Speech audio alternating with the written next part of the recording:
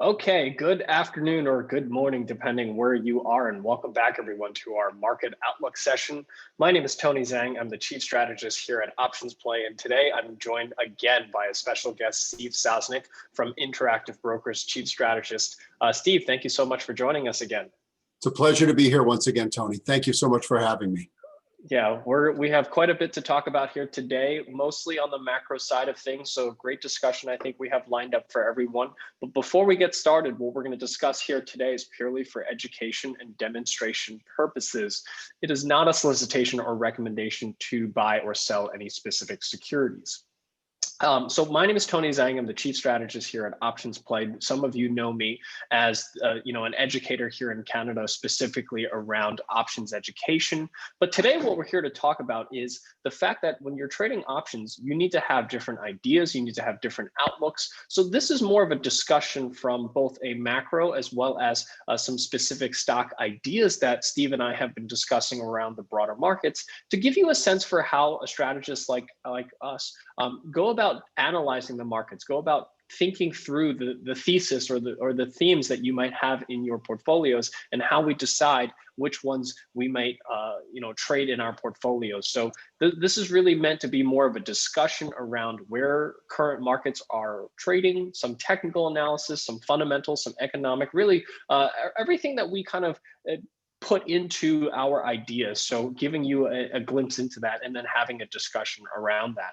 And like I said, today joined by me is chief strategist Steve Sosnick from Interactive Brokers. Now, Steve, normally I ask you to talk a little bit about your background, but today I think maybe let's change this up a little and talk a little bit about, what is your role as a chief strategist at Interactive Brokers, and what is it that you get to work on, and how can investors in Canada get a better sense for the things that you're working on and taking those insights into some of their trading? Yeah, well, I come from a background of having been a market maker for over 20 years, managing the firm's option trading, props, proprietary trading.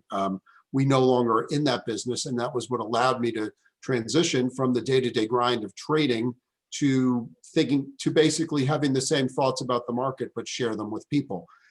And I see the first question, so I'm going to just get out there right now. I'm not in charge of systems. I know that we had some system problems today. This is not the best time for it. I know about as much as you do right now because I'm not part of the systems team and because I'm not doing any prop trading. Where you can find me is, you can see on the screen behind me, Interactive Brokers Traders Insight. That's where I publish regularly.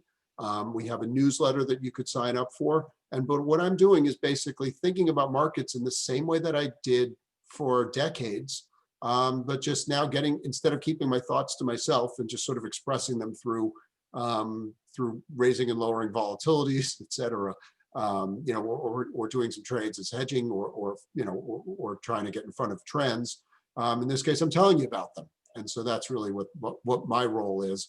And what I've learned over the years is you have to think broadly. If the narrower you think, the more likely you are to get tripped up by something that you might not have noticed. And so I try to think as broadly as possible and then bring that back to any specific action that we're seeing.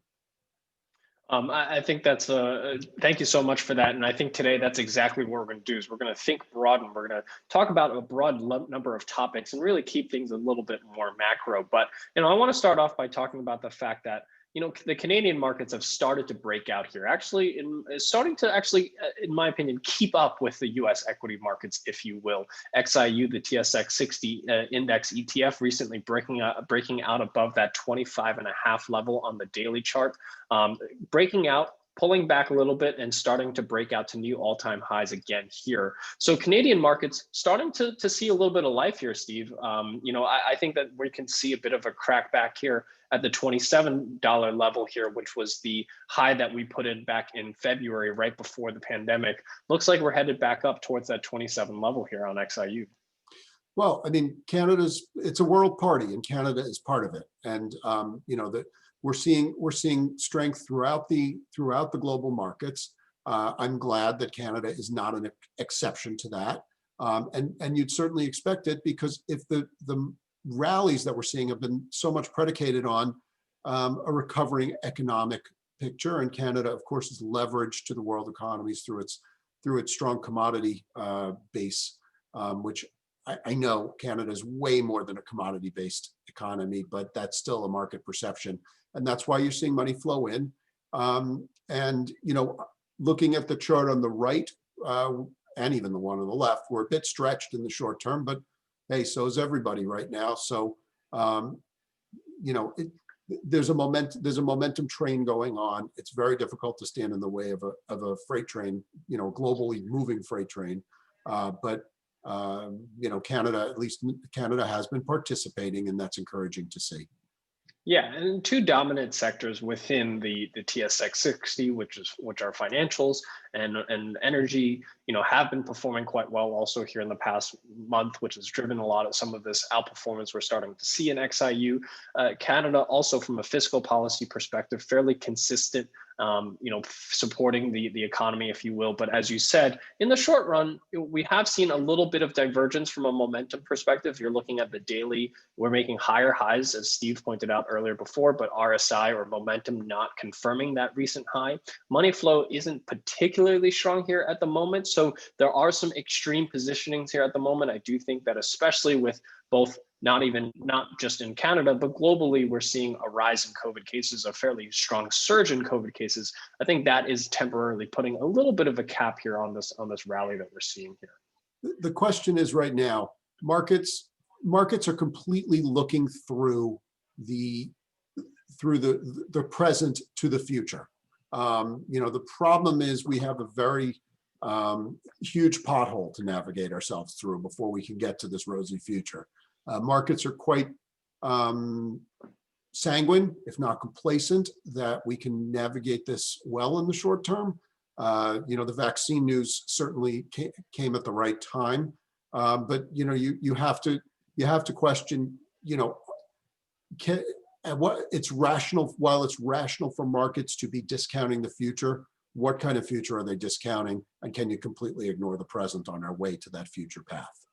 Yeah, and I completely agree. I have a feeling that, or my feeling is that equity markets right now are priced to perfection. Everything from the vaccine news in terms of when we'll have it, the distribution of it, the number of people that will actually go out and get vaccinated, and the speed at which that's happening. I feel that the equity markets have effectively priced that to perfection. And any, I would say, roadblocks or stumbling blocks to that, I think, is actually the risk that I see going into the first and second half of 2021. I'm not gonna argue with you on that one. I think that is the biggest risk.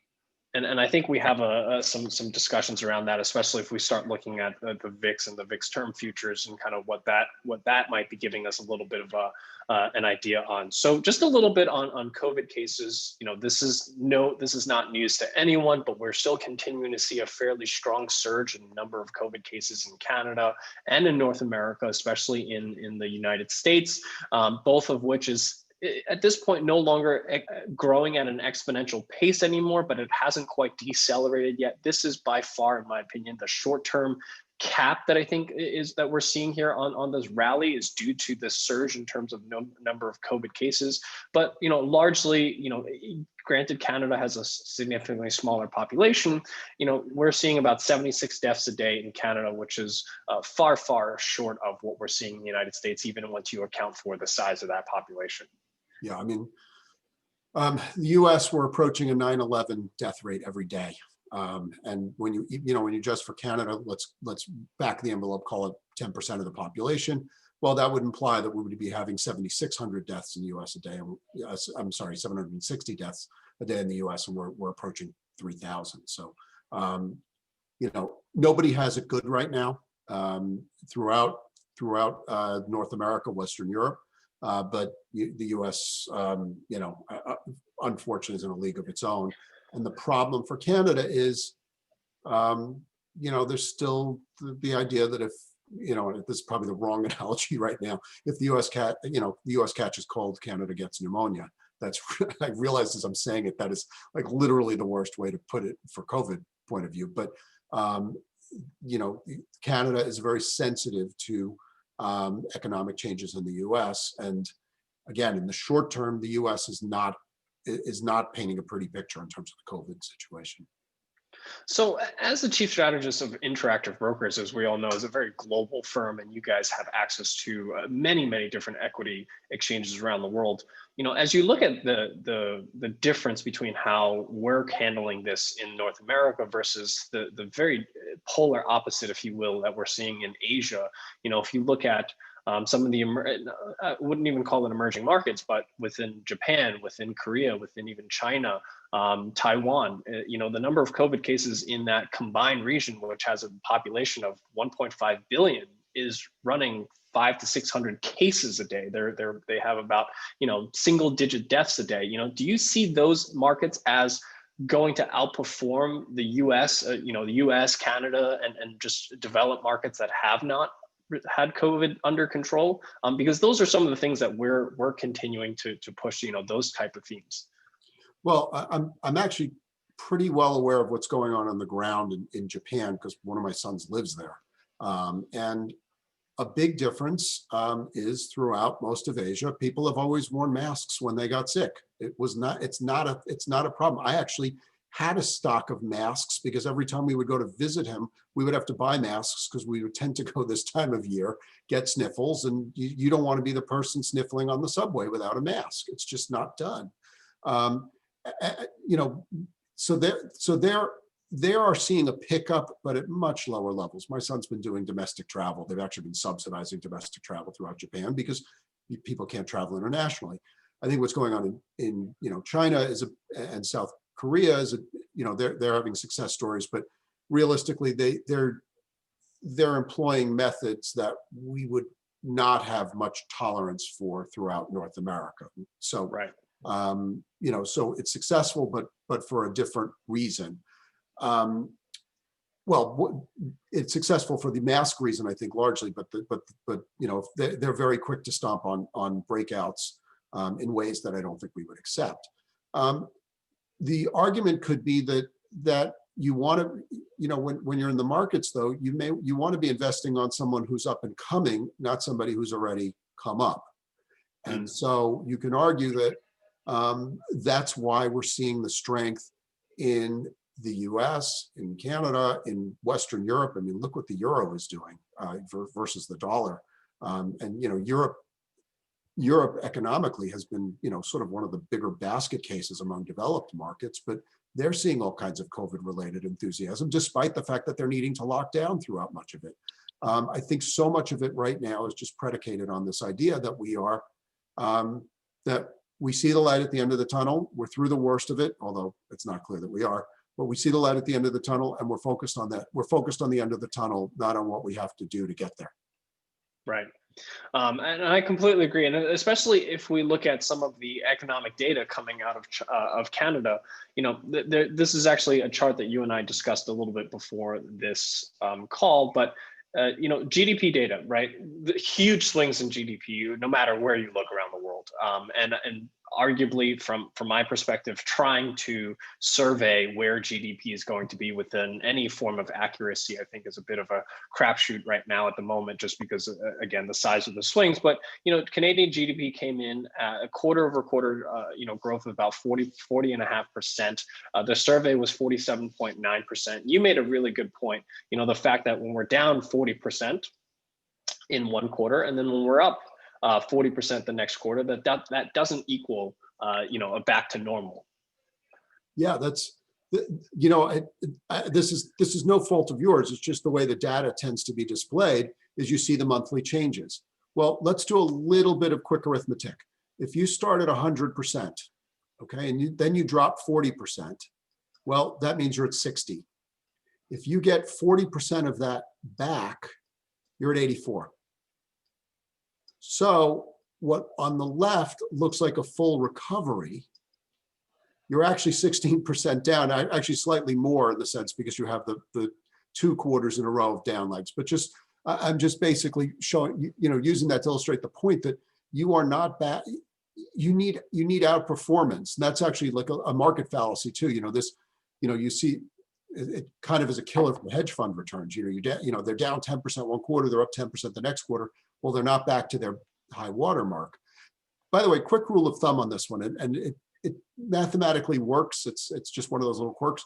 If you're down by 25%, which is 1/4, you need to go back by 1/3, 33%. It just down by 20%, you need to go back 25%. So it's like 1/4. You need to, if you're down 1/5, you need to go back 1/4. You need to just move the fraction to the left. It's just a strange little mathematical quirk, but again, all these years of being in markets, I love these strange mathematical quirks. But Yeah. bottom line is, don't be distracted by a graph that we see on the left. Yeah, and I think, there are so many applications of what you're just saying, which is, I think the biggest application is really when you take a big hit in your portfolio, when you take a large loss in your portfolio and you're trying to get yourself back to break even, you know that you have to take an outsized gain to get back to break even, which is what you were talking about, the hedge funds. And this really has to do with, learning the difference between a linear versus exponential curve. And I've always actually felt that it was difficult to teach this subject to someone who wasn't mathematically inclined until COVID, where everyone had to learn a little bit about exponential functions and how the rise in COVID cases, even if you grow at 1.2%, that grows exponentially over a long period of time.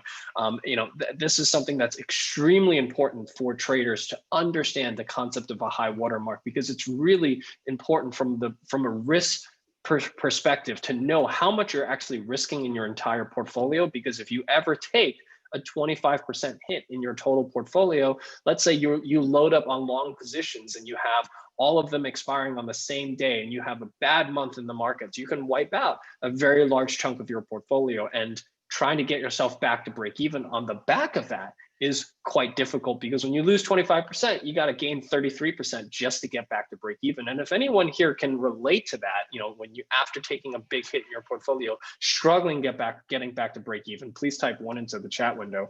I know many of us, on this call, if any of us have traded for a while, we may have experienced something like that. And I see a bunch of ones across the board. Yeah, a lot of ones.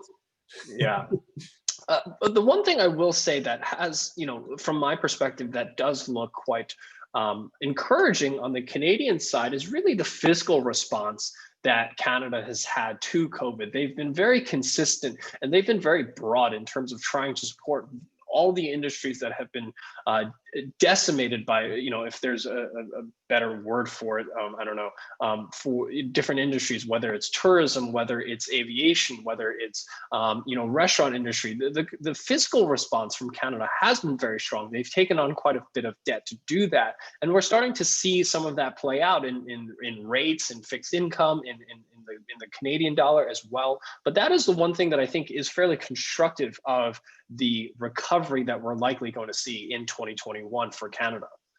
Well, I think that there's less of the debate in Canada about the idea that, Keynesian economic measures are considered socialist. It's just, I mean, without getting too political, a lot of what you hear in the US, any sort of governmental support or government interest or, that kind of thing, those who don't like it, you tar it with the term socialism or Marxism or something. In a country where you have, I'm going to call it socialized medicine for lack of a better word, that debate is largely more off the table. And so you get the sense that standard economic procedure would be what governments need to spend when times are tough, and they actually kind of need a bit more austerity when times are good. Government should be counter-cyclical. And I don't think that you're going to get as much of an argument north of the border as you do south of the border on those things. So you can argue, if you believe in economic orthodoxy, Canada is playing it the way you should be. Yep, I completely agree. And that's exactly why I think, going into next year, we might start to see a little bit of outperformance perhaps from Canada versus the US markets. And as a result of that, we're seeing some moves here from rates. We've talked about this here the last time we were on, which was a couple of weeks ago, and rates were actually just around the same level when we talked last week. I think when we talked, it was just starting to break out above the 200-day moving average. It came all the way back to retest that 200-day moving average, and now we're back to testing that double top here around this 80 basis points, which if you look on the weekly chart here, certainly looks like it's forming a base, as you had mentioned earlier, Steve, and potentially about to break out here to the upside, which we would target all the way into that 110 115 level here to the upside if we look at the weekly chart here on rates. I'm not a fan of long bonds at these levels, whether it's US, whether it's Canada, whether it's Europe, Japan. To me, it's a one-sided trade. What are you hoping to gain at this point? Well, if you're buying a 10-year at 80 basis points, which by the way is lower than the US 10-year, so that says something in and of itself. But if you're buying a sub 1% 10-year, what are you hoping to achieve? You're first of all hoping to achieve, you only get a positive return if over the 10-year, well, let's assume this is an investor. As a trader, you can buy and sell. It's a fungible asset. But as an investor, you're basically banking that inflation is around zero, because you're going to have to accept that, because otherwise, if you get inflation at any point in the cycle, which if you believe in an economic recovery, you're likely to get, if you're going to get inflation at any point in the cycle, well, then your interest rate is negative. And as far as I'm concerned, I'm not a big believer in paying people to take the money off my hands.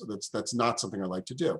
Well, so then you start to say, all right, well, bonds are historically a good hedge against stocks in a multi-asset portfolio. And historically that has been the case, but that was the case when you look at the graph to the left, when you see yields decline in the manner that they did over time. As things got worse, bond yields fell, meaning bond prices rose, meaning bonds were a good hedge. Now, what are you hedging with that? I mean, if stocks go down, what are you going to make on your bonds? 80 basis points, not even, maybe probably half that, in an absolute crisis scenario.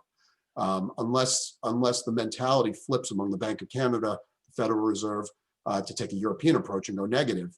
But even there, again, what are you hoping to get? So I think it bears watching. And I think as bond yields rise, you have to keep an eye on equity valuations, because so much of the equity valuation is predicated on the fact that we're discounting future cash flows by essentially zero. Well, if you discount by zero, that's infinite. And so that has been used as a rationale for very, very high equity valuations, more in the tech sector than anywhere else.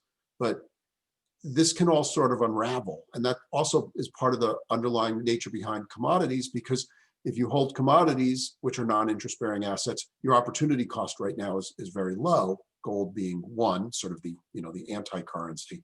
But as you start to see interest rate, if the economy strengthens, interest rates rise, there's so many different things that could go wrong with a higher bond yield, that effectively you're long the 10-year no matter what you own right now. So why would you want to own that too? Yeah, I completely agree. And it brings into another conversation, which is, from my perspective, equity valuations. Because if you use the traditional metrics of equity valuations, we are stretched by pretty much any metric you could possibly look at.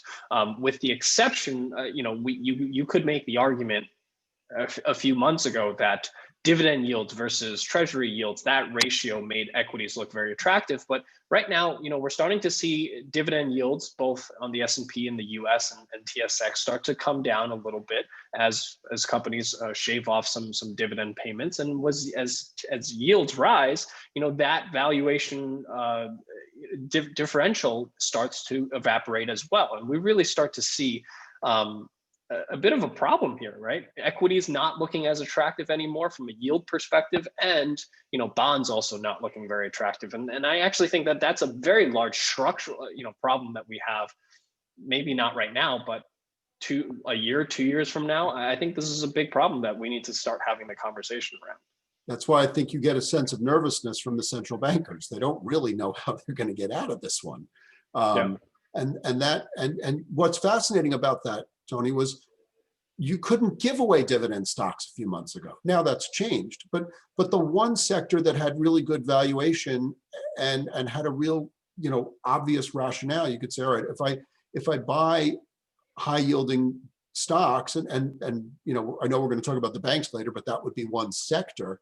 No one wanted these stocks that had good yield, and so it's kind of bizarre that So I think the fact that people were using the lower interest rates as a way to just hype, and I'm going to use the word hype, and I'm using that word knowingly, hype the idea that tech valuations could be essentially infinite because, you're essentially, because if you're discounting their prospects at such a low level, you put all kinds of numbers in it. Well, does that start to unravel when if and when long bond yields go up? Does that risk breaking down the valuation metrics? Where do you go? I think, we're already, I always quote the movie Spinal Tap when I can, but I think we're at 10. Can we go to 11? What's the next turn of the knob that can get us propelled from here? It's, I think we've got a tremendous amount of momentum, but what do we do for an encore? I completely agree. And there's been some talks about, look at what, what was it, the lost decade that in Japan, are we approaching that for US and Canadian equities here? It's possible.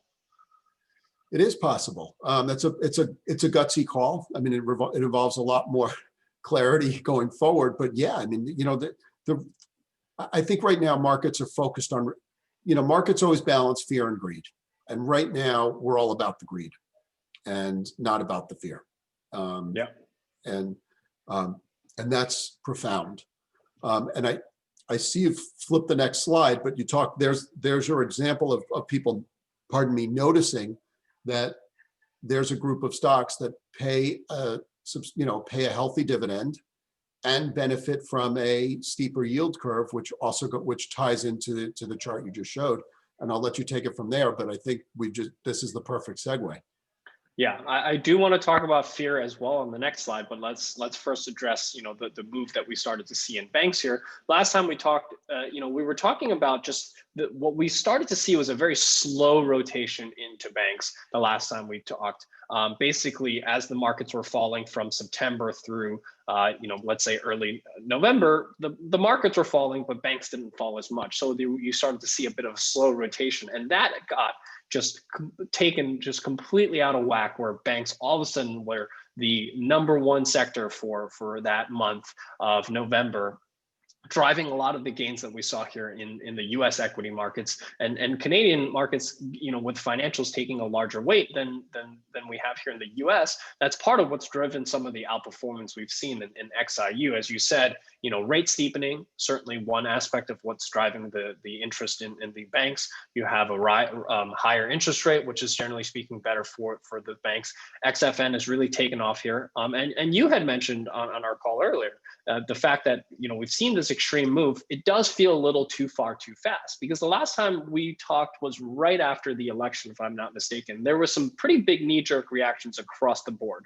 I think it was also right after the vaccine news. So, we had knee-jerk reactions from the election, knee-jerk reactions from the vaccine news.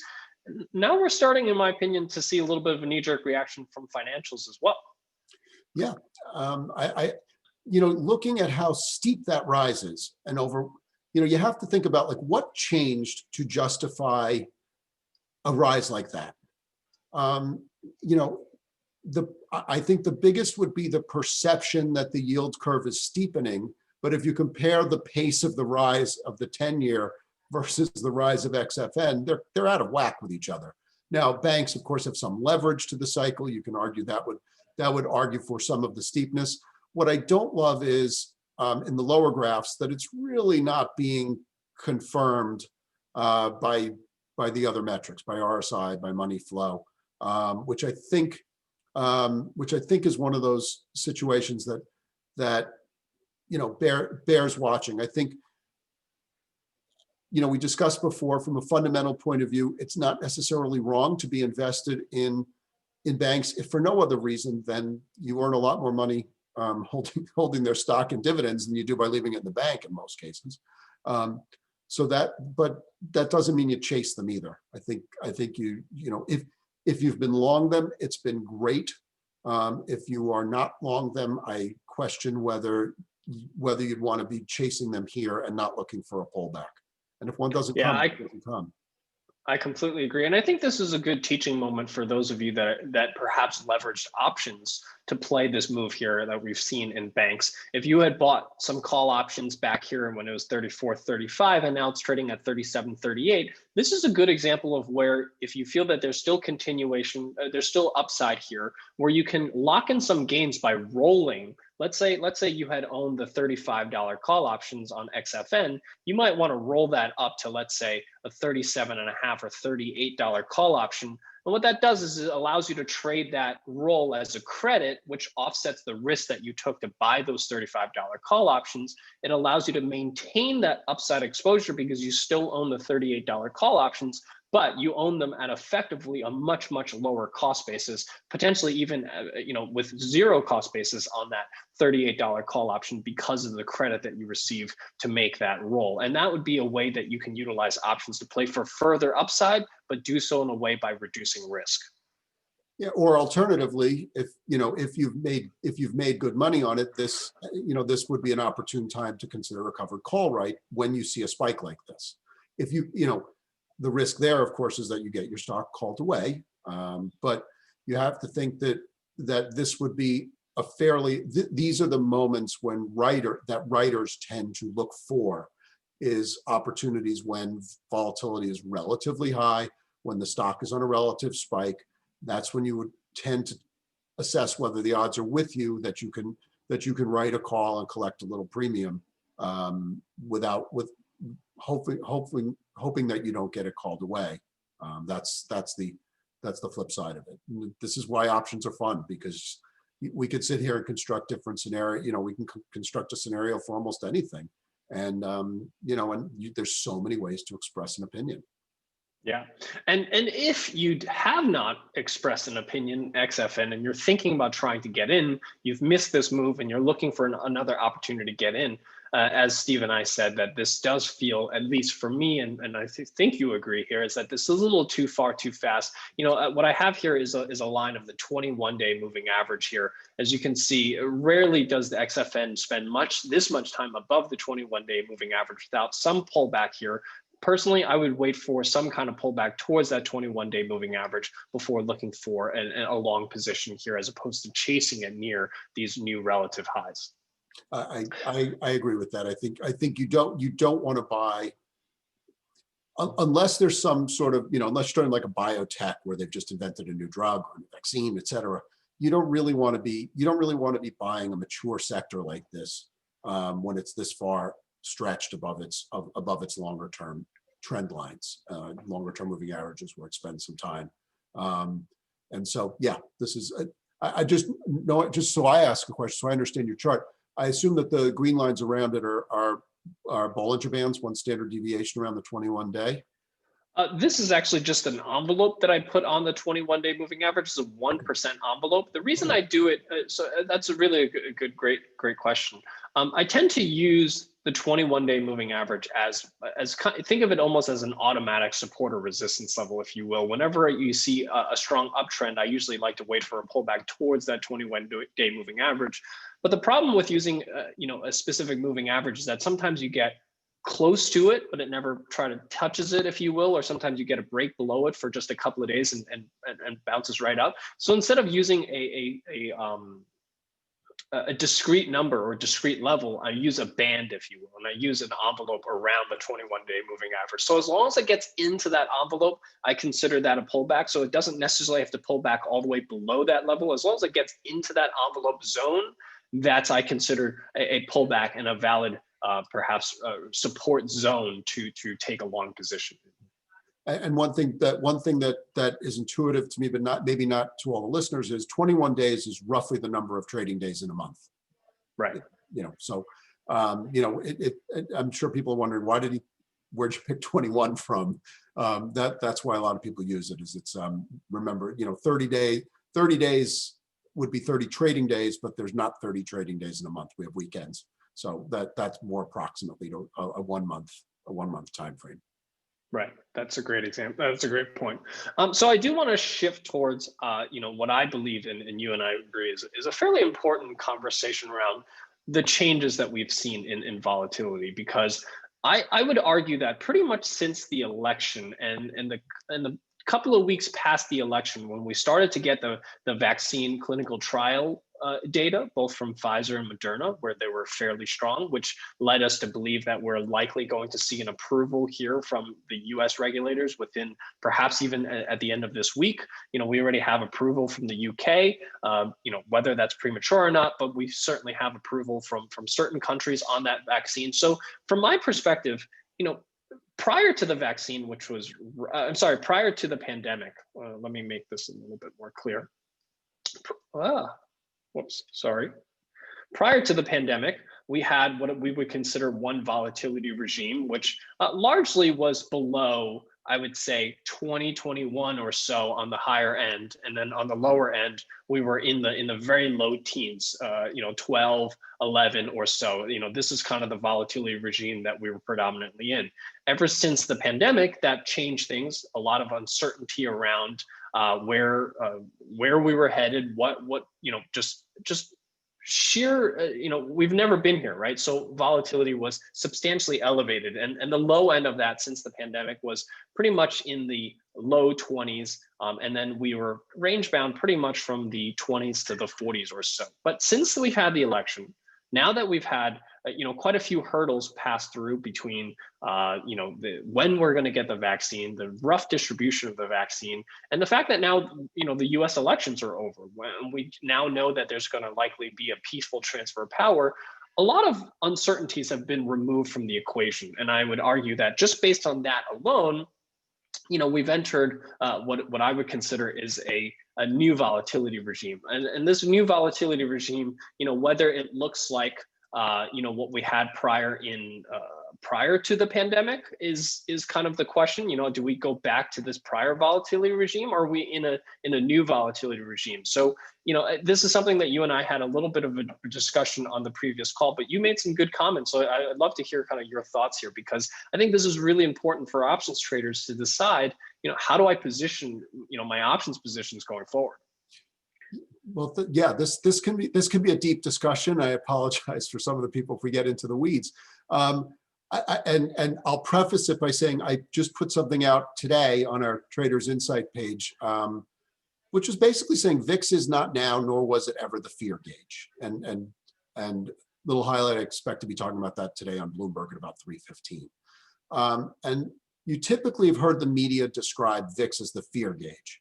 And there's a certain convenience to that, but it's not really the way it was constructed. It just sort of was coincidental that as markets rose, people had less demand for hedging through indexes, which kept VIX relatively suppressed. And you would see that there would be times when markets would be rallying steadily that VIX would get to lows. If you look at the graph on the left, just before the horizontal lines begin, that was January of 2019, was pretty much the lows there. We had been declining steadily. That was on the back of a market that was rising in anticipation of tax cuts in the US. And markets just seem to go up every day, a small amount every day. And remember, by the way, volatility counts on the upside as well as it does on the downside. We always think of volatility, worrying about volatility when markets go down. Well, it's a mathematical construct. So the moves count whether they go up or down. But sort of toward the end of that arrow that Tony just drew, I remember having conversations with people, many of whom were well respected in the industry, many of whom were quite intelligent. And we had a real difference of opinion, because they were saying, well, volatility is a great short here because it's down and it's never going down. It's never going to really go back up. And my argument was a lot of what I said about the 10-year was, what do you hope to make and what do you expect? What could you lose? And my argument was you might make a point or two. And for the better part of a year, people were reinforced by the idea they did make that point or two, because you could see the downtrend on the chart. But you might lose 10 points. Well, it turns out you lost a lot more than 10 points, because February 18 was what they called Volmageddon, which is when all those bad volatility trades came to a head. And on Friday, for the first time since January 18, by the way, that number should ring a bell now. We had S&P, the S&P 500, the Dow, the NASDAQ Composite and the Russell 2000 all closed at all-time highs. That was the first time since then. And so there's a bit of an auspicious nature to it.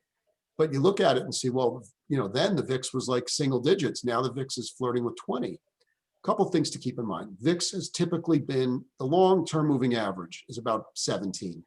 That's really where it's been. Now, there are periods where it spends a lot of time below that, a lot of times it's higher. But what I think is different this time, and I'm going to be very careful to specify that it's different this time, is literally like the most dangerous phrase in trading, all right? Because it's been used to justify a lot of crazy stuff. So I really have to use that term judiciously. But I think the difference that we have this time versus January of 18 versus prior, or versus a lot of the stuff that we saw, throughout much of 19 after the Volmageddon, and 20, after Volmageddon pre-COVID, fit the idea that VIX reflected largely the demand for hedging. It more or less reflects the demand for volatility protection, which is a little bit different than hedging. And that's why we come into a bit of a different regime now. What we're seeing now, we've discussed this on the call, we're seeing it in Canada, we're seeing it in the US, we're seeing it throughout the world, is a tremendous demand for speculative call options. Well, those call options have to be hedged, and hedged by someone, usually market makers. Market makers are very good at finding other ways to hedge their vol if they can't necessarily buy back the calls that they've sold or the puts that they've sold. And eventually that will spill back through the system. And so what we're seeing is there's this demand for volatility coming from call speculators that's really unprecedented. The only times I can even think of where there's been this level of retail participation in the market has been, and unfortunately, 1999 and 2007. I wish I could say this in a nicer way, but when the public falls in love with the markets to an extreme degree, it's usually unrequited love, and we have a bad breakup.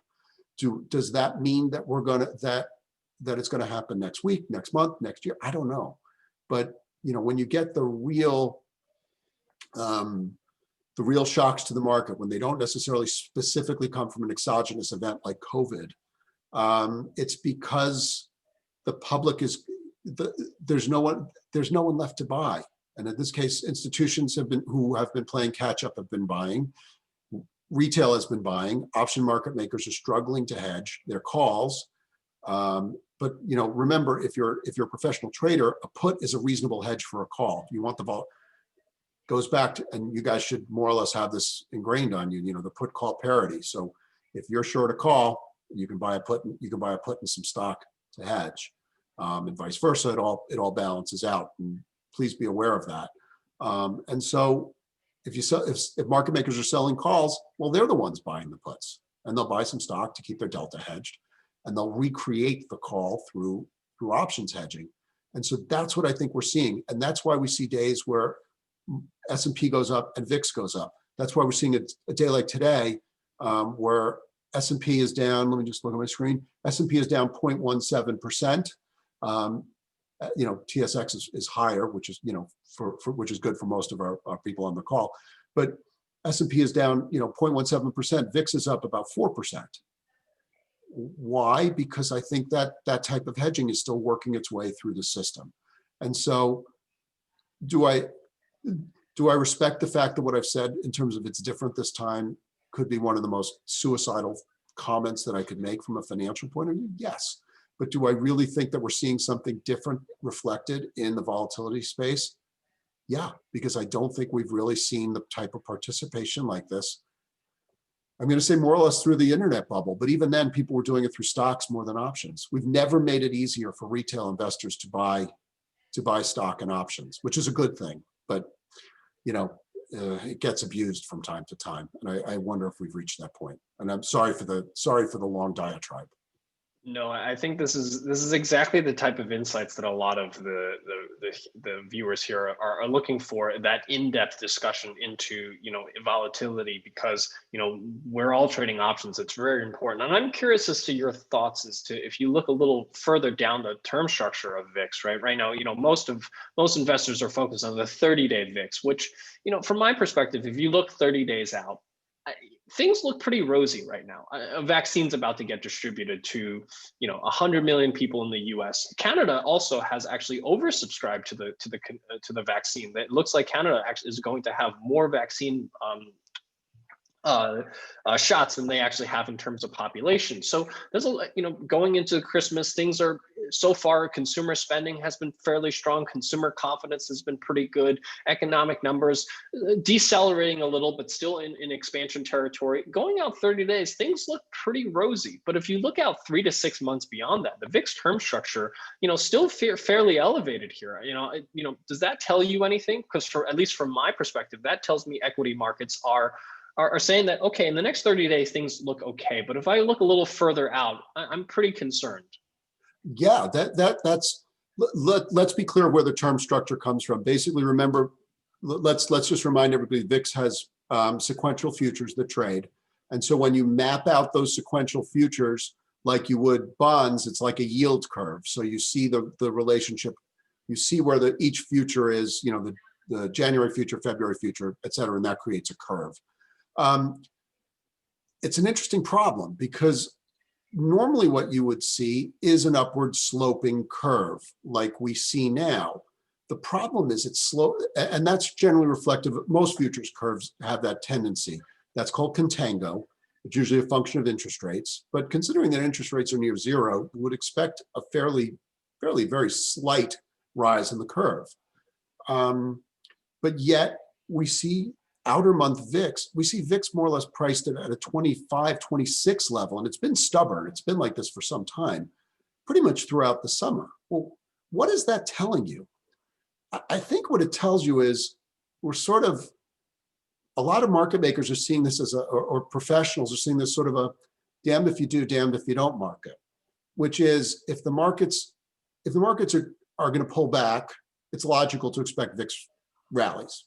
Right. And so therefore, VIX futures are a good hedge against a future market rally, a future market decline. On the other hand, if the markets don't decline and the public keeps falling in love with options, it's not going to be that easy for professionals to hedge, thus keeping VIX elevated. And so that's why I think you see this this firmness for VIX throughout the curve. It's weird. It's subtle, and I don't love weird. Weird is never really a good thing. When trying to explain the markets. But the alternative would be to see the curve inverted, meaning that the levels now are higher than levels in the future. That tends to usually resolve itself, but that's what you see when we're in extreme, in terms of a panicky extreme. We're not there now, so the market's saying that we see things being relatively normal, but at abnormal levels. That's a tough thing to reconcile. It is. And just for those investors here that are relatively new to the VIX or just learning about the VIX, one of the things that we look for is that backwardation that Steve was talking about, which is where the front month VIX, the 30-day VIX, is actually at a higher level than the back month VIX. That usually speaks to a bit of what we consider a stress market or a de-stress market that is perhaps in the middle of a capitulation or a sell-off here. So right now things look normal, but as you say, somewhat abnormally normal right now is what we're currently seeing from the VIX. So this is one thing I think Steve will probably come back and revisit on our next monthly session here, but I do think it's worth for investors to understand. But I do want to move on because we spent quite a bit of time here on the VIX to talk a little bit about dollar CAD, right? We've had a pretty significant break to the downside here for dollar CAD below this 130 level, which is a pretty significant line in the sand that has been in place pretty much since the middle of 2018. We had that strong rally up into that 145 area, came all the way down to 130, didn't spend much time and crack right below here. So from my perspective, you've got one last support level here around 128 or so before you could, get back down to this 2017, 2018 level in the low 120s here. So first of all, thoughts on the dollar CAD and the break that we've seen below 130? Well, first of all, I'm going to hand you this one because when we talked last time, we both shared the idea that the Canadian dollar would appreciate versus the US. I thought we'd kind of run out of steam at around the 130 level because it has been historic support. went like a hot knife through butter on that one. And you were more aggressive in your call than I was. And I full marks to you on that one. I'm actually sort of surprised that we just sort of 130 just, faded right away. I think this is part of more of a general flight from the US dollar at this point, which is what made it so aggressive. From all the stuff we've discussed about the Canadian economy vis-a-vis the US economy, you can make a real argument for why you would see Canadian dollar appreciation versus US. The matter of degree was one where we differed.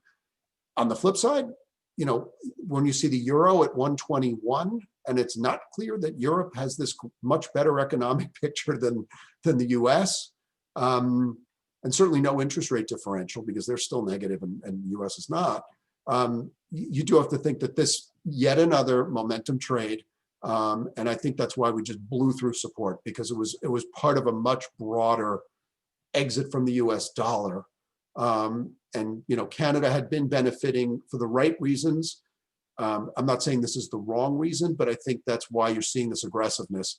And the question again becomes, as you've drawn similar things at various points on the chart, have we gone too far too fast in the short term? Has the trade become too aggressive? And that would be one of the thoughts here. Is that we could be too aggressive. Yeah, I mean, we've had about a 200 pip move here over the last week and a half here. RSI on the daily chart is severely oversold here. I would expect to see some bit of a give back here into the 129, perhaps all the way back to the 130 level.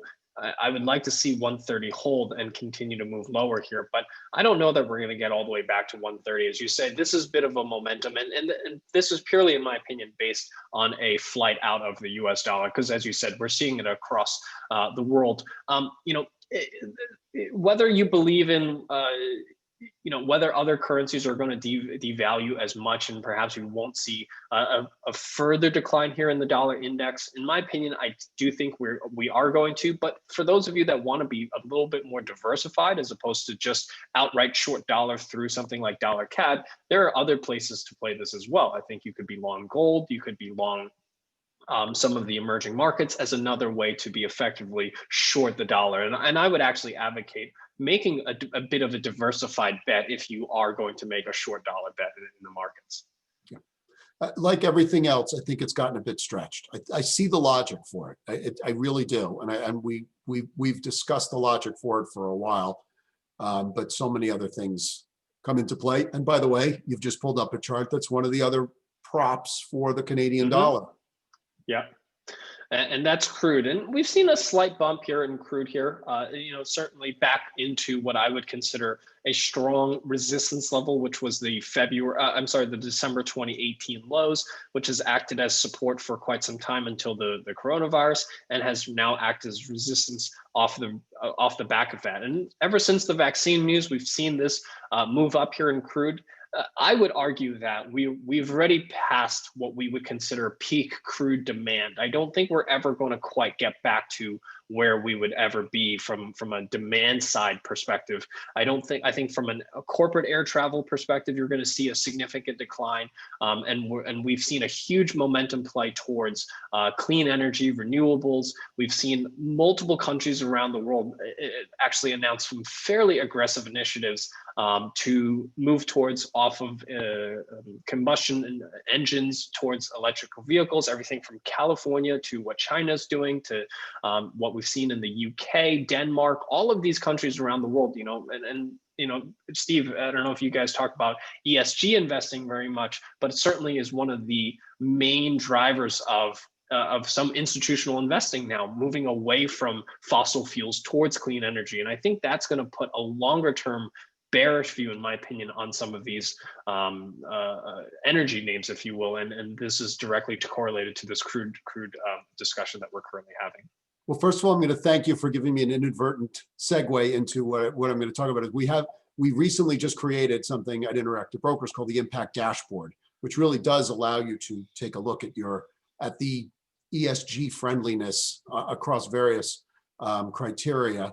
of either the investments that you have or investments you're thinking of making. So I don't want to get into that too much, but it's worth checking out. It's something new and innovative. And thank you. I don't think you intended that as a segue, but I'm going to take it as one.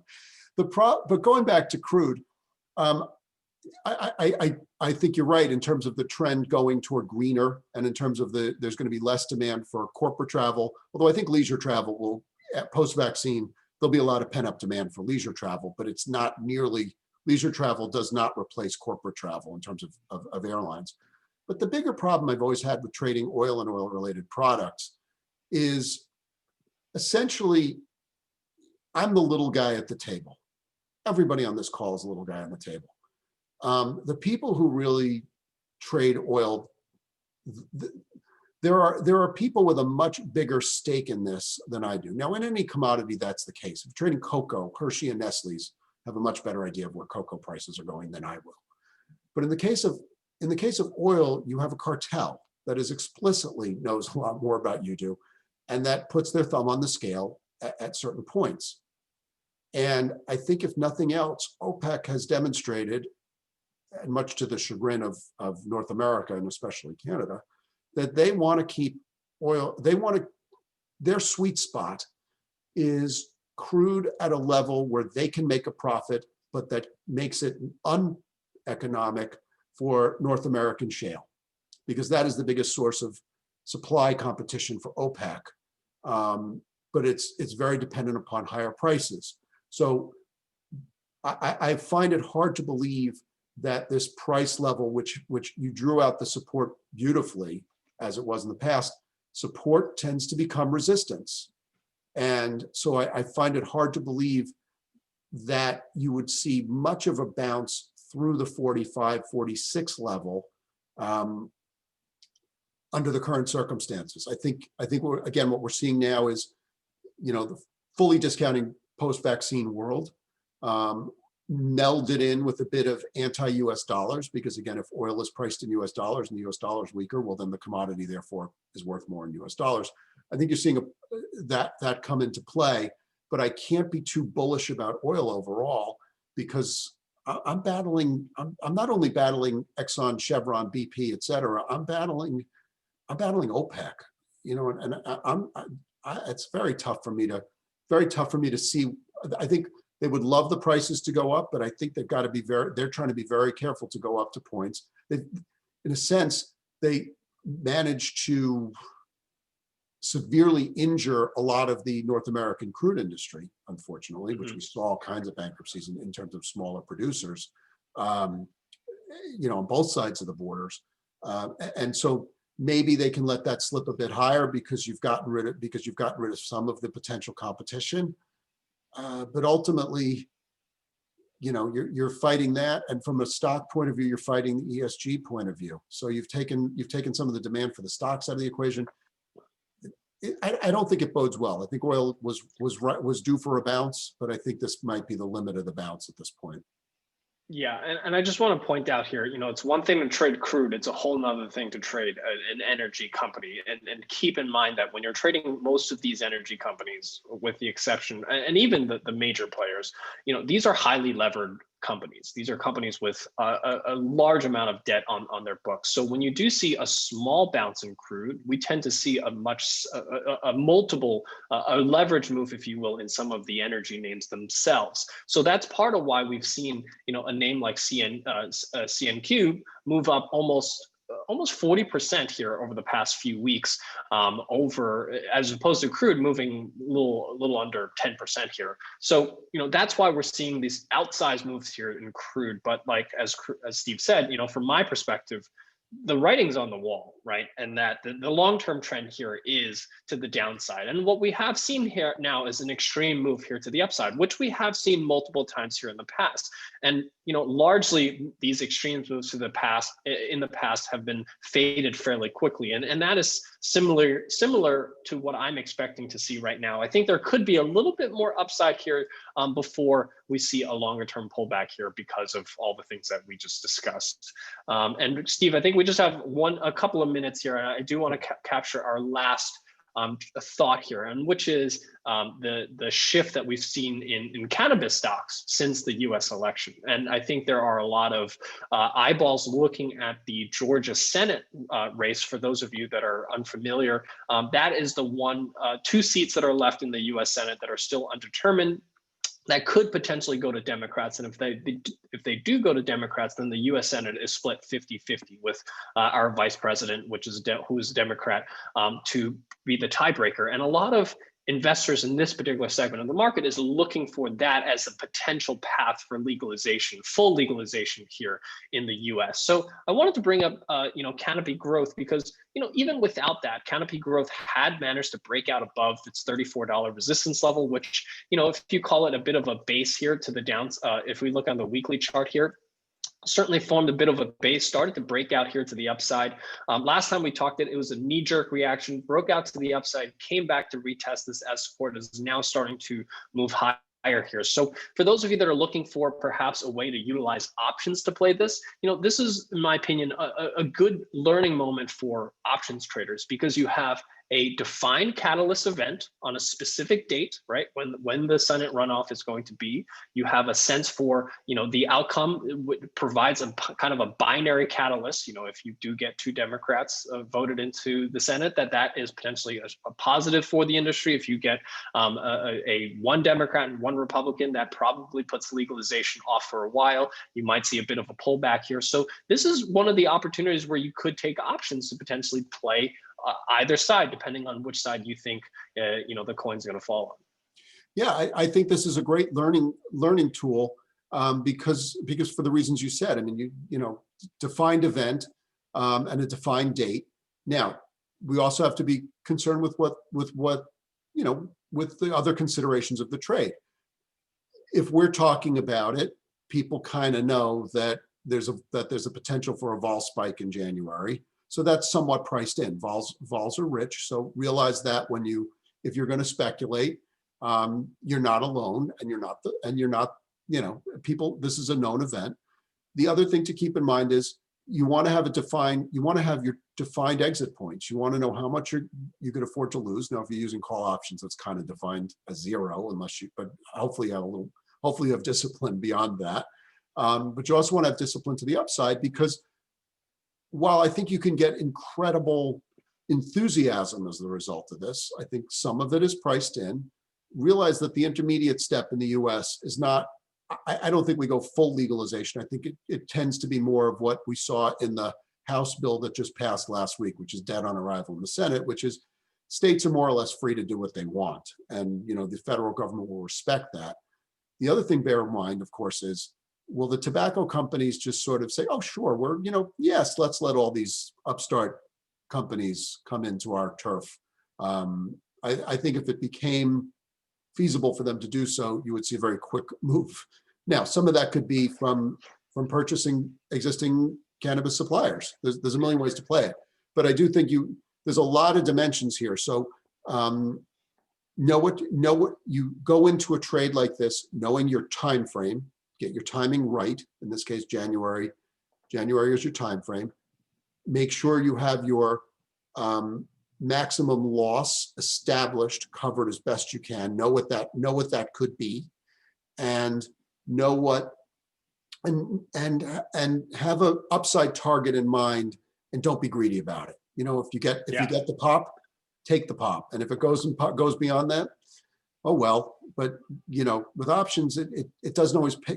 Yes, with stocks it pays to let your winners run. With options, you don't necessarily have that luxury, because the time you own something that's perishable, and the higher the volatility, the more you decay. So you want to have a sense of, what's my profit? What profit do I have in mind? Right, and this is by far, out of all the things that we discussed here today, by far the most speculative, which means that you also need to account for that from a position sizing perspective, right? You don't put the same amount of capital behind something as speculative as this, generally speaking, as you would on something like financials, a play here in financials. So keep that in mind. Think about this. It's not quite a lottery ticket, but just moving in that direction of buying a cheap lottery ticket, hopefully hoping for something to happen. But with lottery tickets, you spend a lot less money towards a lottery ticket than you do on stock that you buy in your portfolio. So just account for that when you're thinking about these types of trades. So the point of these sessions is to give you an idea as far as just the way that we're thinking, the way that we're viewing the world and the markets currently, and just some of the ideas that we play around with and how you can leverage that for your own portfolio, but do so in a way that perhaps is also at the same time educational in terms of how do you take these ideas and actually place trades, because ideas are just ideas until you actually place them in your portfolio through an actual trade, and those are two very different things. Absolutely. Excellent advice. So I'll just leave this with just Steve, I know I want to give you 1 minute just to talk a little bit about, where everyone here on the session can find out a little bit more about your firm and what you do, and learn more about the research that you actually put out on a daily basis. Yep. Well, I mentioned, the IB Interactive Brokers Traders Insight. We got a nice little banner made to advertise that. That's where I put out either a written piece or a video on generally a daily basis. We also have plenty of other contributors on that site, including Barron's Magazine, including S&P indices. We have a lot of contributors there. I'll consider myself the first among equals because I have the home team advantage, but there's a lot of research available. As a firm, this morning's troubles notwithstanding, we tend to have a very good track record of stability, and we tend to have very low costs. And one thing to bear in mind, particularly for our Canadian viewers, is Interactive Brokers Canada is a native Canadian firm. Yes, headquarters is in Connecticut, but we have Interactive Brokers Canada has offices in Montreal and Vancouver, and we are set up with the latest technology really to be able to get to treat Canadian customers as an equal. And one of the things which we've alluded to on a previous topic is that involves user-defined strategies such as covered calls and spreads and things like that, which I know that a lot of our other counterparts do not tend to use to the same degree. So I apologize for the outage, which I don't have. I wish I could give you clarity. I'm not on the system side. I know about as much as you do. I thought it was going to be up by now. But I can't help there. But so today's not the best day for that plug, but I appreciate the opportunity to give it nonetheless, Tony. Yeah, and I will just say, a lot of, I've spoken to hundreds and thousands of Canadian investors over the past few years, and one of the things that you guys have consistently told us is, how do you access multi-leg options, Canadian US options from the same account, and also at a cost-effective commission structure. And this is really where I think Interactive Brokers excels, is the lower cost trading opportunities, especially when you're trading options to just pay per contract and without a ticket fee, and being able to trade those multi-leg options so that you can trade spreads. And even for those of you that want to trade 3 or 4 legs like butterflies and iron condors, to be able to do so in Canadian options as well, which, many times I talk a lot about those spreads and the benefit of those spreads and how you can use them to limit your risk, and being able to utilize that. Interactive Brokers is one of the few Canadian broker firms that allow you to do that. And for those of you that don't have access to as well, you also have access to options play free of charge, courtesy of the Montreal Exchange. You can register for that at optionsplay.com/TMX. This is where you can find a wealth of information from options education to access to platforms that allow you to analyze option strategies, explore them, and being able to execute those trades perhaps at Interactive Brokers. So with that, I want to thank everyone for taking the time out here this afternoon or this morning, depending on where you are. This session is recorded, so we will make sure that we get the recording out to everyone here in about half an hour after we finish processing this. We'll also send you the slides so that you can follow this along if you want to watch the recording at your own pace. So with that, Steve, I just want to say a big thank you for your time and sharing your insights. And I hope you have a great trading day. Thank you. And I know that a lot of you have asked me questions specifically. If I could have answered them about what's going on, I would have. Hopefully we get this thing back up. It's not good for anybody, but I wish I could help you some more. And I just put a link to our Traders Insight page in there. So I will pass along the various comments I saw about the outage to the programmers and endeavor to get some answers to our customers when we can. So thank you so much for the opportunity. Thank you so much, Steve. Have a great day, and everyone have a great trading day, and we'll see you guys here next week. Have a good one. Take care, everybody.